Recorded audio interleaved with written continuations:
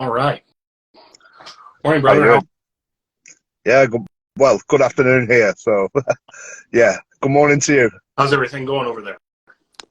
Yeah, um, as it stands, everything's pretty, it's pretty intense at the minute. Obviously, Russia's stepping up their attacks. Obviously the Western aid's going to arrive, so I think the key for them is to try and take as much as they can before the stuff arrives. They said they've noticed a build-up of the Russian Air Force building up on Ukraine's borders as well. So, and also, as we've seen on the news as well, there's a massive shortage of ammunition. So, I think they're saying NATO can't make it fast enough, so they can't supply it at the rate Ukraine's using it. So, obviously, it's going to be interesting to see what happens over the next 2 to 3 months. I think. From my point of view, um, and logistically as well, like things are quite busy, like as always. But I feel like now it's as busy as it's ever been. So obviously there's a lot of attacks, like I said, ramping up in the east and south near Zaporizhia. So everything's getting quite intense at the moment. And there's that other side as well, where Russia's going to try and invade again from Belarus, so we just don't know, you Right. know. For everybody joining us, we've gone live here with Harley Whitehead. He is a British national. If Harley, if you want to give us a little background, I've started in some very rudimentary volunteer efforts, and I believe that you referred to yourself as I can't remember how you phrased it, the least funded volunteer on social Oh, media at one point. I got a kick. yeah, yeah. So I think, like, I suppose when I look at other people's donation pool and everything, and probably where I'm actually from in England, which is not actually quite a well-off place. So in terms of where I live, so I think when it comes to funding, I probably am one of the um, least funded volunteers for probably the amount of work that goes in. I mean, I'm full time, even in England. Like, I'm still a full time volunteer here. I mean, today I've had to sort a vehicle out. I've got another guy to pick up who's flying in from Australia at the airport to take him to a vehicle that I went out and purchased for somebody else. Well, they paid for it, but I sourced it. And then tomorrow I've got a 4 hour drive down to London to pick up some EOD disposal suits, and I've got to drive back, and everything. It doesn't stop when I leave Ukraine anyway. Sometimes I'm actually more busy inside the UK than what I am in Ukraine. So I mean, it's full time for me, and from my point of view, from how much work I actually put in terms of funding, I am quite low funded. Yeah, That's fantastic. yeah. Just as a little background, how does a citizen of the Crown end up in Ukraine? What were you doing before the second round of this conflict kicked off? Before the special military operation, as they call it, kicked off? Yeah, yeah. I was actually I was an English teacher in Kharkiv and Kiev. So I was an English teacher for nearly 3 years. And I was also doing some photography work for one of the English newspapers here, like one of the main media outlets. So I was doing some photography work on the side for them. Obviously, as I've always said, like, none of us actually really thought the invasion was going to happen. I mean, we all just thought it was smoke, and I came back to England just a few days before the special operation started, and then I was due back in Kiev the day after it started. So obviously that didn't happen. But obviously, when it all kicked off, everybody in England wanted to do something. A lot of people was in a position where they wanted to do something, but they couldn't. They could give things and stuff, and obviously I had some vehicles here. Because I used to own a business here, some commercial vehicles, so we ended up taking them over to Ukraine, and then that's how it all started, really. So we ended up driving over. I think we arrived on the 3rd of March. So yeah, That's incredible. Kharkiv, for everybody that's tuning in, I know it's hard to keep track of this stuff. Kharkiv was a city that was under the Russian the counteroffensive that the Ukrainians launched liberated all the way to the Russian border, a few areas. So that's primarily, that's where a lot of that region, that's where the counteroffensive took place. Now we're seeing a lot of fighting in Donetsk in the east, especially around the city of Bakhmut and Soledar, which has recently fallen. So how did you launch yourself into this? And I know you've done a lot of fundraising in the past. I've seen radios. We've talked about that. Communication has been extremely important in this conflict. It's something that the Ukrainians have had a little bit more of an advantage in. When the Russians came in, I know that rock and roll music flooded their communication systems as they weren't. Yeah. If you could give us a little insight into that and the importance of that. Yeah, obviously because I do supply the Ukrainian army, so and I'm trusted to do that. So I have a few battalions that I support, and obviously I'm really good friends with some of the Harley boys. So from before the invasion, so it all really started from that, and having a friendship with Swampy. I mean, Swampy's quite an influential guy over there in terms of being a Brit in Ukraine. You know, he's been there since the first invasion. He's an EOD specialist, for anybody who doesn't know. He clears the mines and the explosives out there. So it was kind of through Brandon, really, that got me into the communications. So now I obviously source and supply a lot of the communications for the medical battalion out there, Hospitaliers, that's a volunteer medical battalion. So and now other people in other battalions and stuff have got in contact with me as well, in terms of sourcing communications for them, because I do get the communications at a good price, probably the best price you're going to get in the world. So, and that's pretty exclusive to me. So, you know, that's basically how I got into it. And obviously, communications is quite a big thing on the battlefield. You know, without communications, there's nothing. So, yeah, that's how I got into the communication side of things. Excellent. Well, you were talking earlier about the shortages of ammunition, and that the Ukrainian troops are experiencing, and they field a lot of older Soviet equipment, which fires a 152 millimeter shell, and the Western standard, which fires a 155 millimeter shell. And as I thought about what your current mission is, I was thinking about some of the things that we could have done better, possibly as a response, whereas you're talking about EOD. And Ukraine is right now considered the most mined country on earth right now. And you and others are taking the step, and you seem to be pioneering this in training people for EOD.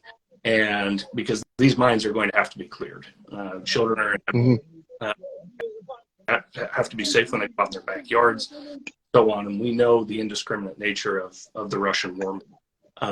So I know that is something. So as we talk, as I saw what you were doing, I thought, let's get this guy on camera. Let's talk about this mission. This is going to be critical for Ukraine after they win this war. That's the key, which they will.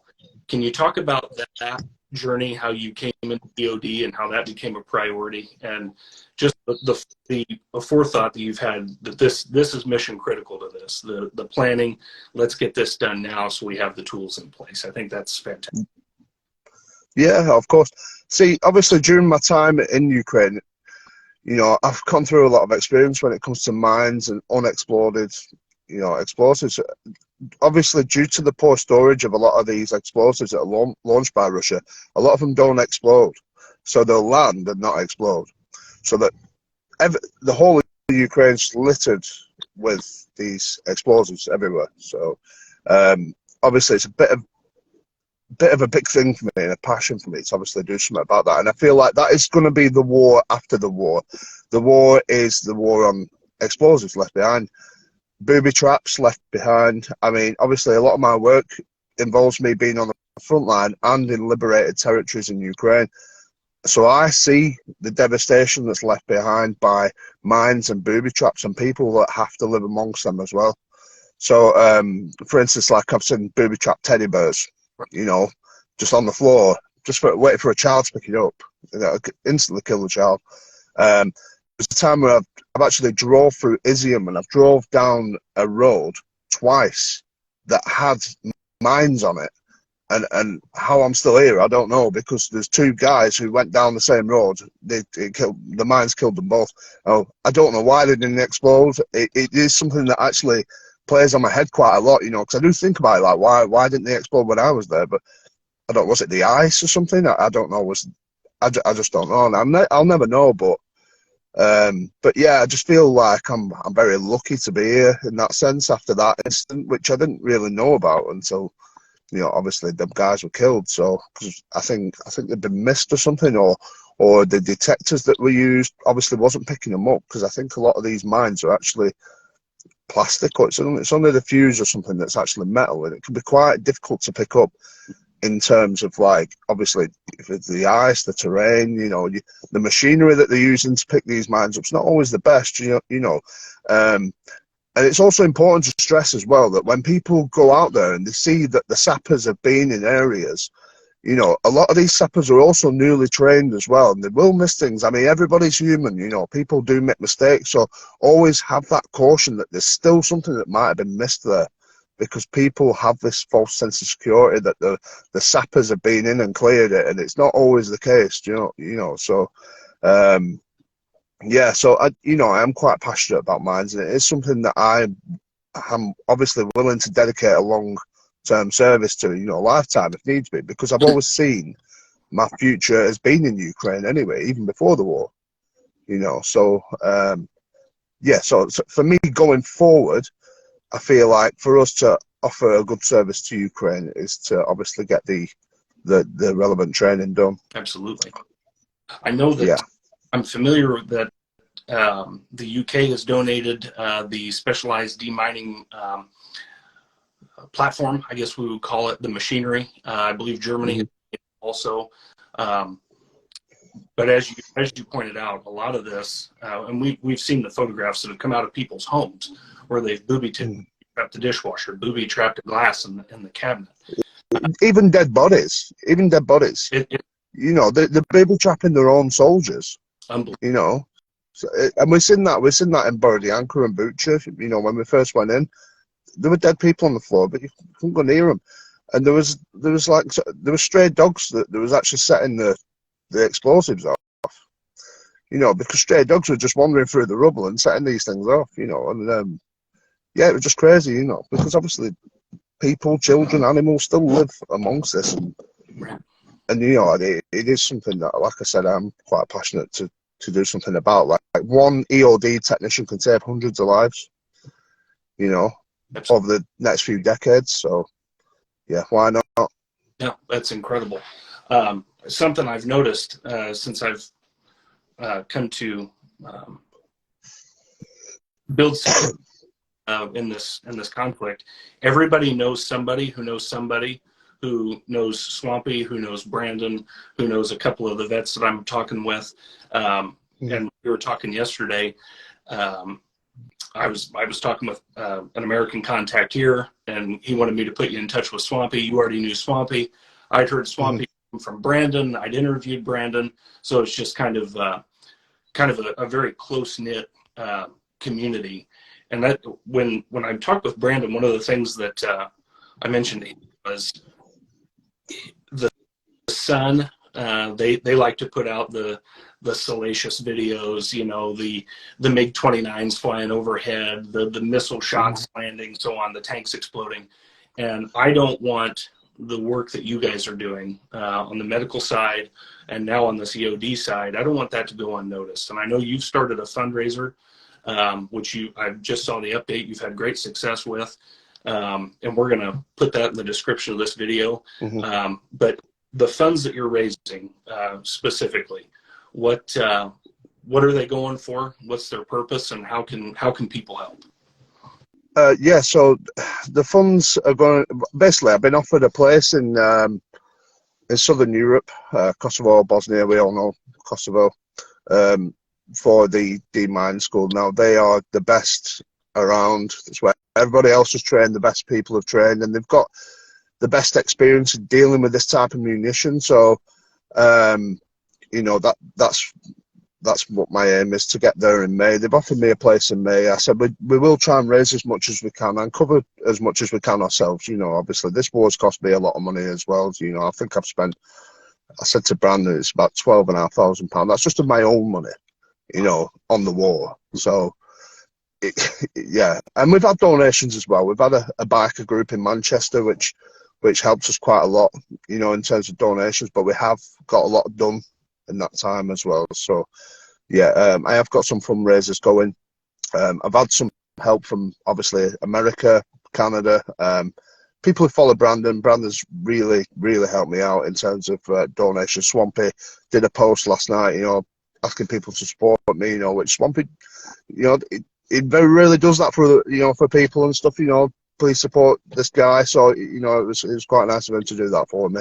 Obviously, he's got his own fundraising and things going on, you know, he's got his own bills to pay because, you know, when you're working every day out in Ukraine, things aren't cheap. You know, there's some volunteers out there who don't really have any overheads. They don't have any vehicles. They don't have this, that. They just sat around stroking dogs and handing out bags of food. You know, for them people, overheads aren't really that expensive. But for us who run vehicles, diesel, grafting every single day, you know, the funds actually, you know, add up and it's not cheap. Right. You know, so me, I'm trying to do my work alongside of my fundraising. So I'm kind of fundraising for my work, but I'm also fundraising for this course. So it is quite difficult, but I know I'll be able to do it, and I'll get there. You know, with the right help, and obviously if people can help us with that, it'll be all right. It'd be nice. So yeah, as much help as we can get anyway. Absolutely. We've just a very small group over here, and very interested people that have been consistent throughout this. I think this will be our fourth separate effort. So I'm going to put this out to our crew and see if we can help out. And so you were talking about being on the front lines, and we hear here in the West, those of us that are still paying attention, about Russian artillery. We see the devastating effects afterwards. You've been there, you've seen it. We just saw the video come out of Pete Reed, a United States Marine, who tragically just lost his life serving in a non-combatant capacity. And if you could talk a little bit about that kind of situation, what we're dealing with. We know it's common. We know that the Russians are looking for non-combatants. We know that they bomb indiscriminately. And if you could really just kind of paint the picture of what you've seen in regard to that, I think it's important, and you tell me what you think, that we here at home, we don't see this. We're not witnessing it, and there is fatigue here in the West from this cause, and that sounds terrible. And there's actually legislation being suggested here in the U.S. called the Ukraine Fatigue Bill. I think that's insulting, because the people that, in my observation, aren't being fatigued are the people who are being shelled, are the people who are having their children stolen from them, and the people who are in the trenches that are fighting are just asking for some help. So if you could detail your experience, I think that'd be a great thing for us here. Yeah. So in terms of shelling, I mean, I've experienced shelling personally in South Donbass, Avdiivka, Kurakov, Chernihiv. Chernihiv was quite an interesting one, really, because I technically crossed into Russian lines, which was a bit weird. You know, it's probably the most dangerous, silly thing that I'd ever done. But they only actually attacked me when I left, which was quite strange. But in terms of being a medic or anything, it makes you more of a target. That's why I operate in them. When I go towards Russian lines, I operate at night. You won't catch me during the day in them areas. I drive without headlights on. So even when I'm driving down the riverbank, so if you look at the Kherson area on the map, obviously you've got the Russians on the other side of the river. But if you look on our side of the river, there's actually a road that heads down in towards Kherson from Novokhorovka. No, yeah, Novakova, and there's actually just a road there, and I drive down that road, and the Russian lines are only around 1.5 kilometers away, and I have to do that at night without headlights on. I mean, it's just to put your headlights on can be suicide because they know that there's a curfew, and anybody out after curfew is usually military. I mean, to be honest, I drive through curfew. There's quite a few of us volunteers that do. Some citizens do, but it is frowned upon. But yeah, in terms of shelling, like there was an incident in Chernihiv where I went in. There was a children's hospital in Chernihiv, and these kids were going to die. Basically, I don't know why or what was wrong with them, but it was something to do with Chernobyl. And I think these kids they'd all been there all their lives. They was never going to leave. They couldn't leave. They couldn't be moved to Kiev. They're strapped up to whatever machines it is. And there was something wrong with the power on this hospital. So I got a phone call from a charity in London. So they said to me, like, look, can you get there? I didn't know who they were. They were just got to me through word of mouth. This is around May time during the war. And it was a Sunday night, and they said you need to get there by Friday. And I was like, right, okay. So I ended up getting there on the Wednesday because I just drove straight through. I drove, I think, 17 hours straight, from Manchester to, I ended up in Wrocław in middle of Poland. That's where I got my first night's sleep. And when I got there, I was saying, I actually spoke a little bit about it in Brandon's interview. Like there was some sort of chart that they had, which I've never seen before with the army. And they was looking at the shelling of Chernihiv, and it was like, right, okay. I was trying to look for a gap in the shelling, like in the times, because they had all the times logged down, and I think that's the first time I've ever seen that, and I've never actually seen that since. So, and there wasn't really much of a gap. It was mainly during the early morning. There was no shelling. So what I did, I actually left. They were saying you don't want to go up there. You don't want to go up there, and I was like, right, okay. But I just had this sense of like invincibility, like it won't happen to me, but I've come this far, I've got all this stuff in the back, like, I felt a lot of pressure on me, so I just went and ended up giving my passport to them at that checkpoint. I give them my passport just in case I didn't come back, and I left my passport with them. So and I went in there and I didn't see anybody. I didn't see any Russians, but I didn't see anybody else either. So I got to this address, and the next thing you know, I just seen this guy come behind the curtain, and he's looked at me, and he's like, "Oh, you're here?" And he's like, "How did you get here?" And anyway, they wanted me to stay around and have a coffee and everything, but I just said, "No, I need to get out of here." So as I was driving out that city, that's when the shelling started. They started shelling me on the way out. It was, not on the way in. So I don't know whether I just got really lucky or whatever. I still got the actual imprints on the side of my van, which I will upload some photos later. You will see. So from the matter, from the shelling that was shelling the van, and I just didn't know what to do. But eventually it stopped, and I managed to make it out. But the two close calls I think I've ever had is that, is that one and the one in Izium with the mines. But in Avdiivka, I have experienced shelling, but I already knew it was coming. The Ukrainian army had fired artillery out. That was near Avdiivka, and they told me, right, now we need to go downstairs. So we went downstairs, and the next thing is incoming, and this guy just pulled a chessboard out, and I'm just like, and he went, yeah, come on, we'll just sit here, and I was like, we'll just sat in the dark with a little paraffin lamp. Or whatever it was, some oil lamp anyway, and we were just playing chess, but we was down there for 8 hours. And I said to the guy, I said, my van's up there, like, he's like, oh, don't worry, it's under a tree. And like, the tree had no leaves on or anything, like, you know what I mean? And even to this day, like, I just don't know how my van, I've never had a problem with my vehicles when it comes to shelling. I just find it, I'm really lucky, because when you look at the evacuation teams like Ignat, and the other guys who work in them areas, they suffer quite a lot of damage on the vehicles, and I know they're right in the hot zone, they're in the red zone, getting people out under shelling. But yeah, it's just weird how I've never really had any issues like that. I just don't know. But I try I don't get complacent about it. I think maybe back then I was laughing and stuff, I was buzzing about it. But yeah, I don't let it get to my head. At the end of the day, I try and stay professional in what I do, and I study the roots and the risks more nowadays. So just to prevent them things from happening again. But like I said, I operate more at night now. in them areas. If I do have to go somewhere, I'll go at night. See, I was going to go back mutt last week, and Swampy said to me, "Don't go." He said, "Look, don't go." So I was like, right, okay. Do you know what I mean? I'm listening to him. I'm not listening to other people who've been there. I'm not listening to people in the groups who are, and because their volunteers are starting to die now, Right. and they're starting to die through just, I'm not saying Pete's case, because I think Pete's case is a bit different, but volunteers are starting to die now, and I think it's just due to maybe, not taking a step back and just saying, you know what, I might die here.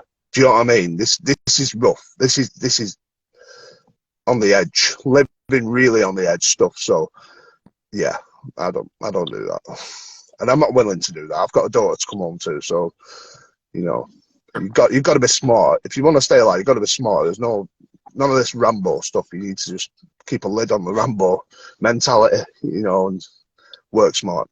So yeah. Absolutely. But yeah, sorry. Oh, no, you go ahead. No, I was just going to say, in terms of Pete and what's happened to Pete, I think it's very sad. He's obviously been targeted. It's anti-tank guided missile. It's hit a civilian van. It's a Mercedes Vito. There's no mistaking that. There's no armoured vehicle around. I think they're trying to say there was an armoured vehicle around, but I haven't seen one. Personally, but as you can see, the van's been targeted. He's been targeted, and you can see that he was responding to her. I don't know if it's right, but 70-year-old civilian woman who was injured. So, yeah, and that just goes to show what's going on out there. I mean, they're not really bothered if you're civilian or not. They'll shoot anything that moves. I had a guy on my page who said, "Harley, you need to wear your medic badge. You need to wear this and that when you're out there." And I'm like, it does not matter, mate. If anything, that makes me more of a target. They've already said they'll target medics. They've already said they'll target journalists. I think there's no hotels open in Kramatorsk anymore, or advertise that they're open, because they've already said that they will target them hotels because there's people staying in there who they want to target. So yeah, it's a bad doing. It's really sad what's happened to Pete. And I don't think he was actually here that long as well. He wasn't in Ukraine that long, and to survive all the other conflicts and areas that he's worked in, to come to Ukraine and die, that kind of puts it into perspective how dangerous Ukraine is right now. And we're fighting a real force. It's not the Taliban.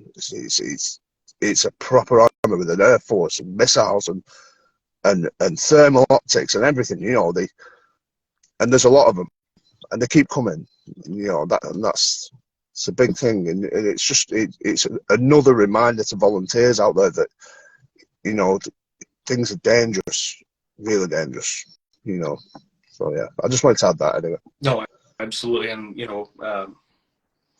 I know Pete left behind a family, and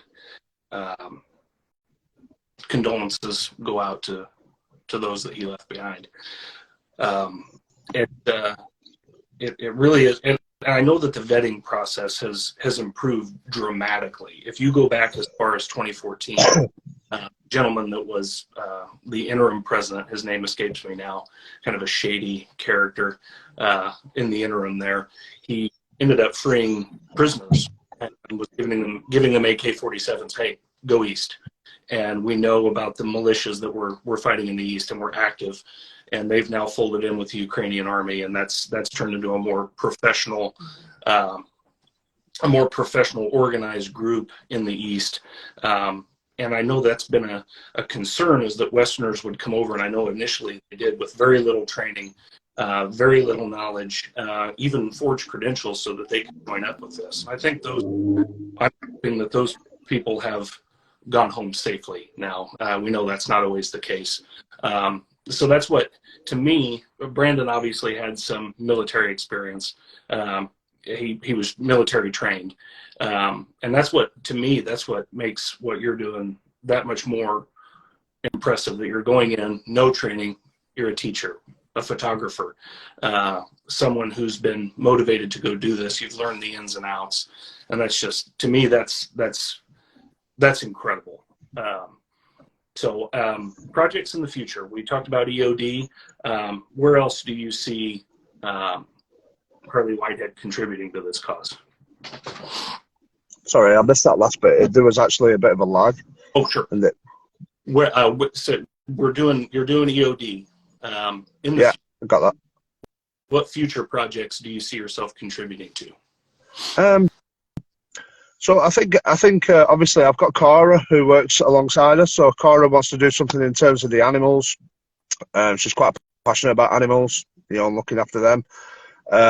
So I think what we're going to do is maybe get a building of some kind. We want to carry on our teaching. We want to carry on. I want to go out and do my EOD. That's what I'm going to do. That is my long-term project over there. So, in terms of going forward, we're going to be getting our residency visas. And trying to find a premises that's going to be suitable in a suitable area as well. You got to think logically. We don't know what's going to happen in the next 2-3 months, so we don't know if they're going to come again from Belarus. We don't know if they're going to take over more of the east. So I think going forward, in terms of us, it's just, and we both agreed last night, is that we're going to wait until after May, and then decide geographically where we want to live in Ukraine and set up shop and carry on our work from there. There's some really good people doing some really good things out there at the minute. You got your Trident Defence Initiative. I don't know if you know them or follow them, but they're doing a lot of good things out there at the minute as well. There's some really good things to be getting involved with out in Ukraine. So I don't know whether we will just expand what we're doing as East Lancs Ukraine, or we will incorporate ourselves with another organisation, maybe. I don't know that, but we're open at the minute. We're kind of an open book. So, yeah, I think it's just a case of just seeing what happens, because nobody knows what's going to happen next. Sure. So, I don't know what people's future plans are. I know Brandon's obviously got some issues he wants to sort out. Back home, he's got to go home at some point for a couple of months. So, I'd love to work with Brandon daily. Swampy, Swampy's my guy out there. So, I do want to carry on working with my British guys. That's who I support, like, big time. I'm a big supporter of our British guys out there. So, they're actually on TV tonight in England. So I don't know if you can get that. So that's on BBC One. Yeah, there's some lads, some James and stuff. Yeah, they're on telly tonight in England. So. Yeah, I don't know if you want to catch that, but it's British people fighting on the front line. So, and that's on BBC. If you can get that on BBC One in England, yeah. I'm not sure on the time, but yeah. I will take a look and see if I can track it down. Yeah.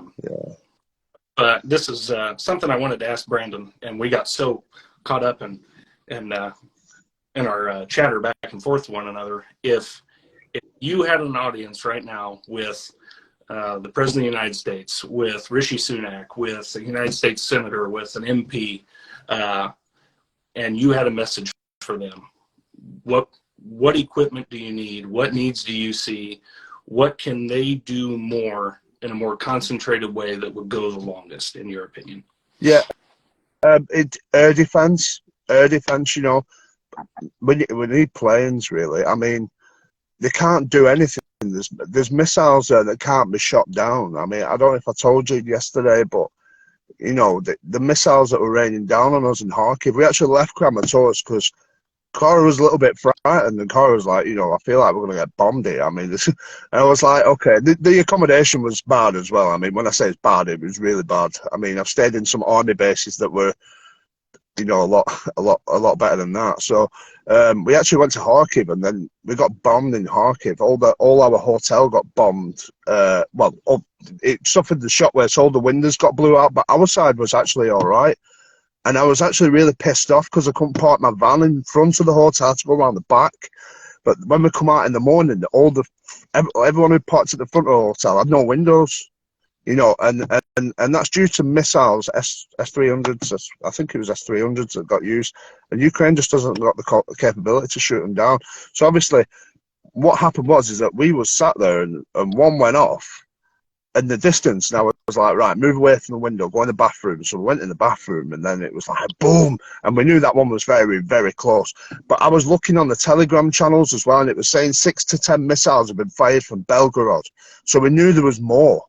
And it's just a case of being sat there, just not knowing. You don't know if one's going to land on your head. You know that Ukraine can't shoot it down. So it was very, very tense. And I just said to her, let's run to the basement. So, you know, we ran through the hotel, and there was a baño, which is a sauna, that was kind of like a makeshift basement sort of thing. And everyone was just sat there, and they would, you know, we could feel them all going down. But that second one actually only landed just across the road. And like I said, it blew everything out. But in terms of what we need air defense. Air defense is a priority. Fighter jets. They need to close the skies of Ukraine. It's the only way this war is going to really, really take a turn. You know, the Ukraine need to start getting something. You know, and I'm not a big fan of Rishi Sunak. I'm not a Tory, so I'm a Northern English lad. So my sister's Labour. So, you know, yeah. So all the pro-Russian trolls usually target that on me. You know, he's a politician's brother and all this has gone to fight in Ukraine. That's what they say about me. So, yeah, like, but yeah, if I had to sit in a room with them, that's what's needed. You know, we need to sort that out big time, and you know, the only way going forward is to do that. And how Putin's going to react to that, we don't know. If they do give the fighter jets, but Poland has said they will give the fighter jets as long as they're not the only ones who do it. Right. You know? Right. So that was said the other day. So that's interesting. And I hope statues being built of President Duda and the Prime Minister in Ukraine when this is over. The support that they've given to the cause, Poland itself, unexpected, one, and two, very much needed. The Leopards, they pushed Germany along with a couple other countries to start donating armor, and your country responded in kind, followed a week later by the United States, and a tip of the cap to the Brits for pioneering pilot training on the Typhoons. I know that there's talk, never officially announced, that the United States is, I think we budgeted $100 million at one point to start training Ukrainian pilots. I've never seen that talked about any more than that. So the fact that there's going to be Ukrainian pilots on British soil training on Typhoons, possibly Eurofighters, that's huge. And this, we were talking earlier about coordinated effort. This should have been started day one. They should have been. Oh yeah, 100%. 100%. Everyone knew this war was coming for years. People above us. I mean, we'll never know the real reason for the war. I think that's something that I always think about, is that, you know, why is this war happening? What, you know, I don't think we'll ever know the real reason, you know. It's not something we can have any control over either, I suppose. But yeah, they've known this war was coming for years. You know, they've had years to prep for it. Ukraine always said it was always a matter of time, you know, in terms of the full-scale invasion. I think from my personal point of view, I didn't think they'd go a whole full-scale invasion. I thought maybe Luhansk and Donetsk and leave it at that. But yeah, obviously, people in Donetsk and stuff don't want to be part of Ukraine. There's a majority there. I mean, I know Donetsk very well.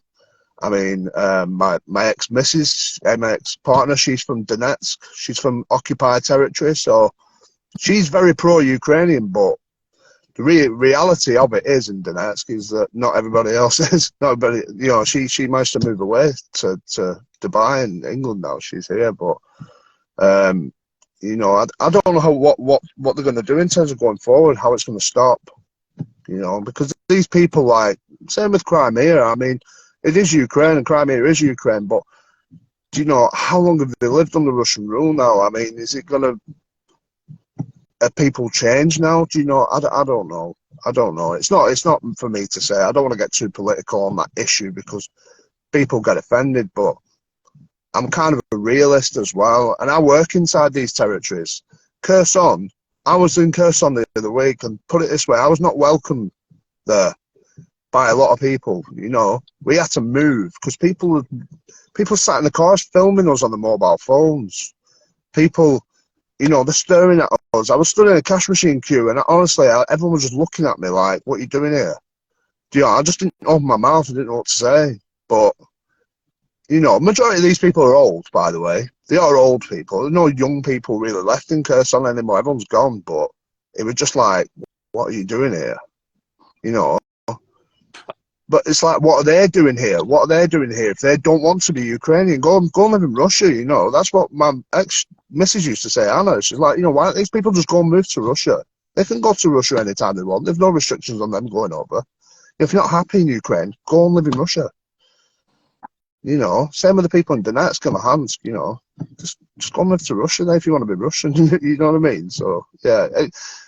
I don't know how it's going to end, and I don't know. I don't think any of us can ever say that either. Even if Putin gets removed, which will never happen, but if it does, someone else will probably just step in. It might be worse. They're talking about leader of Wagner stepping in. Right. Well, maybe it's generations of Soviet mentality that that aren't going to go anywhere for a long time. Probably not in my lifetime. Because what Russia does now, they instill the Soviet mentality in the kids now from being children, because they started losing a little bit. People started protesting and stuff, and now what do? I don't know if there's a program called Russia's Child Soldiers on the BBC iPlayer. If you watch that, yes, you'll get an insight of what they do to the kids growing up to keep this going. And and to piggyback on that, the fact that we know that they're taking Ukrainian children from their homes, taking them from their parents, parental situation regardless. They're taking them, they're forcing them into Russia, separating them from their parents, and they're putting them in what they call re-education camps. That's unconscionable. They're actually, Putin put out a video this morning on state TV. He and a lady were sitting together, and he was talking to her about her adopting a child from Mariupol. What right do they have to children from? Exactly, it's crazy. It's crazy. No, it's eye opening, and that's, like I said, I wanted to talk with you. I wanted to give you an opportunity to tell your story and put this. And I know it's you're taking your donations through PayPal. Is that correct? Yeah, PayPal and crowdfunder. Okay, and crowdfunder. Yeah. We managed. We did all right yesterday. I mean, first day we raised £1,500. I've got to raise 7,000, so we just said that we'll raise as much as we can. And then whatever we've got to cover, we'll cover. But yeah, it is expensive, the course, but it's one of them. It's invaluable, and I think it's something that I'm kind of dedicated to doing, and I think it's kind of testament to the work that I've done in Ukraine so far. The donations that we got yesterday, which was £1,500 in one day, £1,500, yeah, in one day. So that's good. And if you save one life, you change the world. Is that right? Of course, yeah, definitely. And like I said, one EOD technician can save hundreds of lives. Thousands. Depends. Depends how busy they are. And I think that's worth investing in, because that's the next war. After this stops, the war is then on everything that's been left behind. So yeah. No, and God bless you for doing it. And yeah, thank you. I know you've got a busy day lined up ahead of you. I won't keep you any longer. Yeah. It's been a privilege. It's been a pleasure to you. Yeah, thank you. Absolutely. And if there's anything I can do to help you moving forward, I'm a message away, or a FaceTime away, and we'll get this put up, and let's raise some money, and let's make this happen. Yeah, cheers, mate. Yeah, thank you. And thank you to everybody who's commented. I'll go through the comments after. I have seen a few people who I know commenting on there, so yeah, I'll read them, and I'll get off now anyway. I've got she stood over there waiting to get in the car, so I'll speak to you soon, and thank you very much. Thank you, Mick. Thank you. It's an honor. I appreciate you for reaching out. Thank you. Take Be care. safe. Bye.